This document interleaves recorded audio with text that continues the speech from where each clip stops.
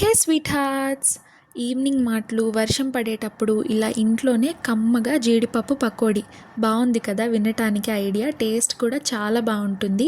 మీ precious టైంలో ఒక్క 5 minutes నాకు ఇవ్వండి, ప్రాసెస్ చాలా ఈజీగా చెప్పేస్తాను. వంట ఎవరైనా చేస్తారు, చెప్పే విధానమే. Just kidding. సో ప్రాసెస్లోకి వెళ్ళిపోదామా.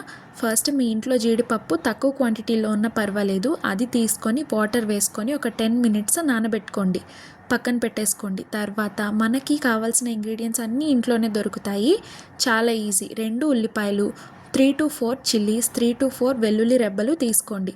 తర్వాత ఇవన్నీ మిక్సీలో వేసుకొని ఒక చిన్న అల్లం ముక్కని చిన్న పీసెస్గా కట్ చేసుకొని యాడ్ చేసుకోండి. ఒక 3 to 4 రెడ్ చిల్లీస్ ఉంటాయి కదా, ఎండుమిర్చి, అవి యాడ్ చేసుకొని కచ్చాబచ్చాగా పేస్ట్ చేసుకోండి. ఇదిగో ఈ విధంగా.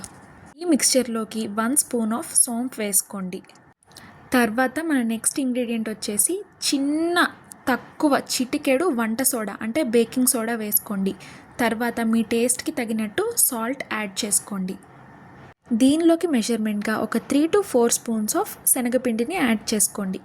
ఈ శనగపిండికి 1 cup or half cup of వరిపిండి సరిపోతుందన్నమాట, అంతకన్నా ఎక్కువ పట్టదు.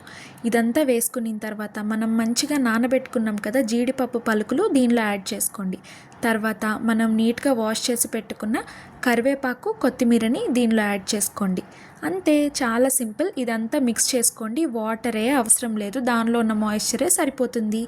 అంతే, ఇట్లా పేస్ట్ వస్తుంది. దాన్ని ఒక 10 మినిట్స్ పక్కన పెట్టుకోండి. ఈలోపు మన ఆయిల్ మంచిగా హీట్ అవ్వాలన్నమాట. హీట్ అయ్యాక మన పకోడీ మిక్స్చర్ని ఇలా చిన్నగా మీకు నచ్చిన షేప్లో వేసుకోవచ్చు. సో అది మీడియం ఫ్లేమ్లోనే బాయిల్ చేసుకోండి, లేదంటే జీడిపప్పు లోపల సరిగా బాయిల్ అవ్వదు, పైనేమో మాడిపోతుంది. సో మన జీడిపప్పు పకోడీ అయ్యేలోపు ఒక చిన్న విషయం చెప్పమంటారా.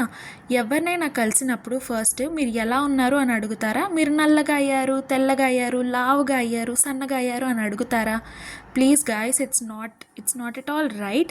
బికాస్ వాళ్ళందరి ఇంట్లో అద్దం ఉంది గాయస్, వాళ్ళందరూ చూసుకోగలరు. Body shaming is not right at all. So I hope this little video changes. అంటే ఎవ్వరు త్వరగా చేంజ్ అవ్వరు, బట్ అట్లీస్ట్ చిన్న హోప్ అనమాట నాకు. Thank you. అండ్ ఈలోపు మన పకోడీ ఇదిగో ఇట్లా మంచిగా గోల్డెన్ కలర్లో అయిపోతాయి.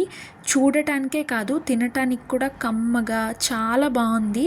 అండ్ సోంపు వేయటం వల్ల హెల్దీ కూడా, no digestive issues at all. Beginners, చిన్నపిల్లలు, ఎవరైనా అసలు వంట రాలేని వాళ్ళు కూడా ఇది చేసుకోవచ్చు. ఈ రెసిపీస్ కనుక మీకు నచ్చితే ఖచ్చితంగా కామెంట్ చేయండి అండ్ ఫాలో అవ్వండి. And try this recipe and let me know in the comments. Thank you for watching.